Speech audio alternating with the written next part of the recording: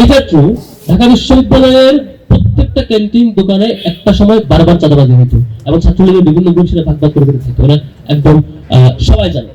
তো এরপরও 24-25 সময় কেউ কেউ কোনো কোনো গ্রুপ, কোনো কোনো পলিটিক্যাল পার্টি, কোনো কোনো লিডার যার যার মতো করে দোকান নিয়ন্ত্রণ করা, এরিয়াটা করার চেষ্টা করেছে।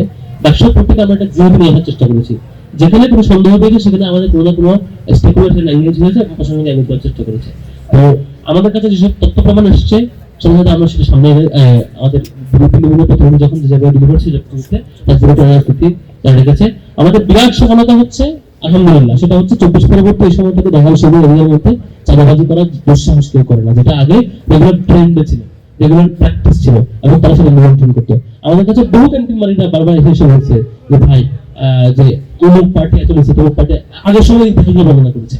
আজকে এসে যেটা জেট আসছে, আমরা স্বপ্ন দেখি যে বিশ্ববিদ্যালয় সহ দেশের সকল ক্যাম্পাস ইভেন পুরো বাংলাদেশের চাঁদাবাজদের কবর দিয়ে দিতে হবে, সেটা স্বপ্ন দেখি।